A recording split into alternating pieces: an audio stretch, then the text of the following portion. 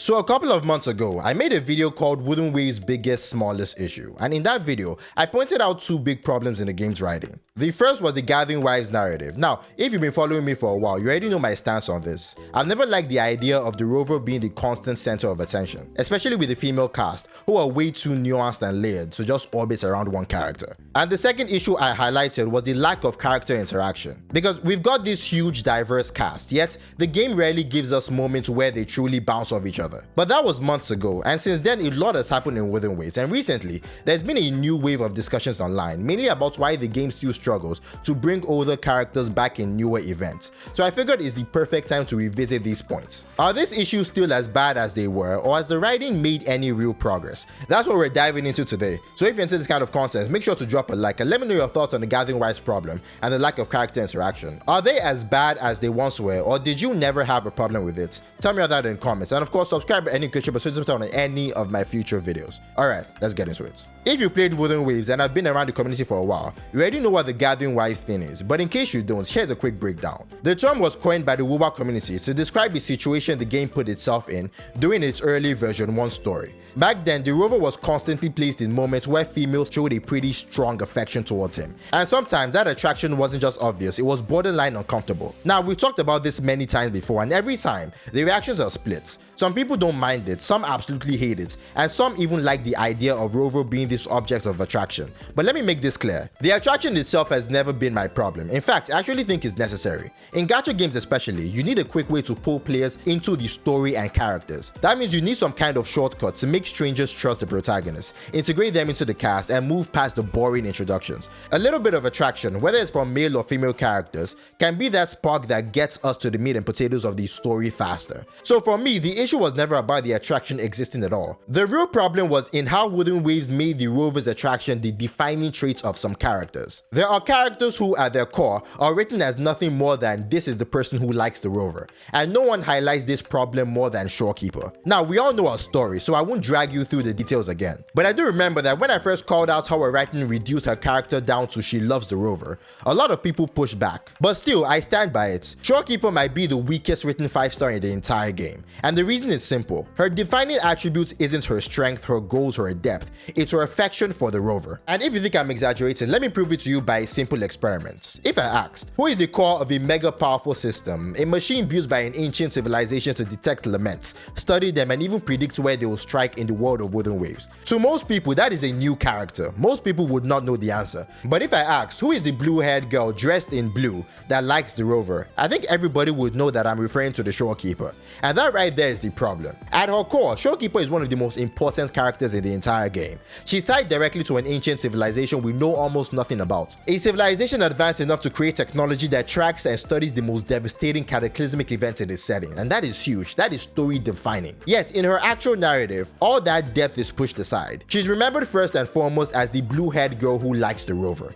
And no matter how you slice it, this is a massive downgrade for a character who should have been one of the most fascinating in the entire cast. But that's all way back in version 1, so the big question is, how does Wuthering Waves handle the issue right now in the Rinascita arc? And honestly, I think with every update, they've gotten better at it. And where we are right now, I say they've actually done a pretty damn good job at tackling the core narrative problem. When Rinascita started, the issue was definitely still there, and the character that defined this was Cantarella. On paper, she was supposed to be the resonator of the Sentinel, a huge role in the lore, and the game's actual storyline for her was solid. But you see, in that same story, the focus leaned a little too much on her closeness with the rover, and the result is this. When people think Cantarella, they don't remember her depth or her role in the world building. They remember two things, how she looks and how she's tied to the rover. And if you pair up the sexual nature of her design plus her relationship with the rover, it ends up overshadowing the richer layers her character could have brought to the story. But then came Septimons, and that's where we started seeing a real shift in Wuthering Waves storytelling. In fact, you could trace this change back to version 2.1, which honestly is the single biggest improvements they've made, not just for the whole Wuthering Waves issue, but for the narrative as a whole. The change was simple.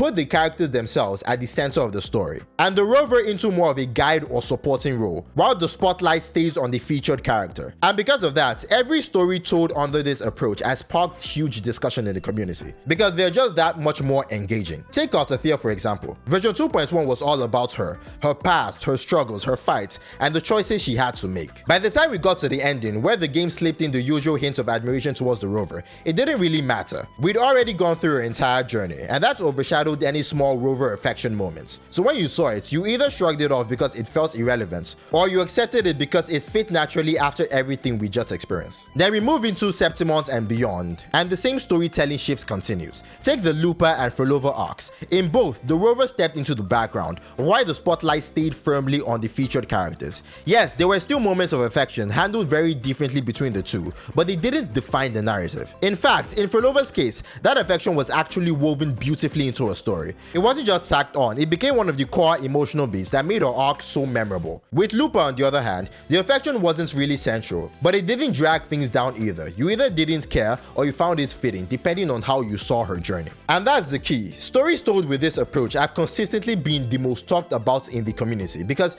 they're simply more engaging. They've also elevated the overall storytelling and reframed the whole Gathering Wives theme.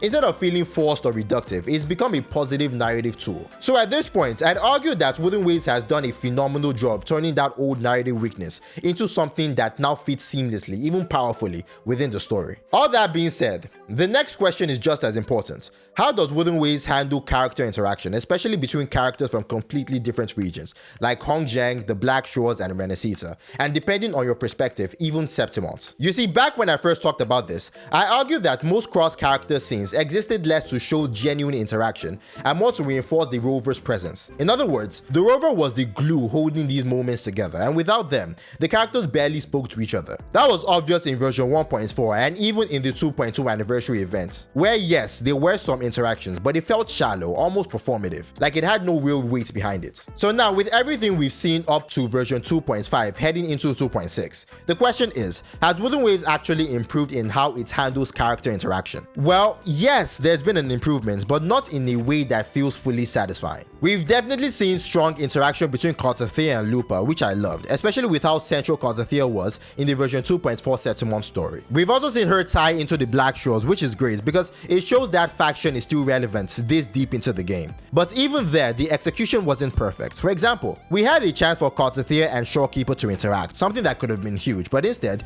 we got Altathea talking to a random Black Shores NPC, and that felt like a major missed opportunity. Beyond Altathea though, things fall short. The Ragunesi clearly know about the Septimontians, as Septimons has mentioned Raguna, yet we still haven't seen meaningful interaction between the two regions, even though they're neighbors, and that's disappointing. And then there's the entire situation surrounding Scar, who is tied directly to Jingzhou, and whose release would have been the perfect excuse to tie Jingzhou characters into the Renesita narrative. But instead, it looks like that whole plot line is brushed aside in favor of the ongoing Augusta and Yuno focus. That makes Scar release feel almost inconsequential, which is not a good look for the game. So yes, compared to before, there are more moments of actual communication between characters from different places, but even now, it's not nearly as solid as it could be. Now, to be fair, Wuthering Waves has given us solid reasons why Raguna characters can't really be involved in the Septimons arc right now, and that's the dark tide. And the Ragunesi are especially vulnerable to it, and that's been established since we first entered Renesita. So honestly, it's a pretty good excuse. But even with that explanation, the lack of real cross-character interaction is still a problem. And this might be one of those situations where we just have to wait. Once the dark tide conflict settles, I do think we'll be seeing more of those interactions that give the world a fuller sense of life. But that's just my take. What do you think? Did the Gathering Wives theme bother you as much as it did me?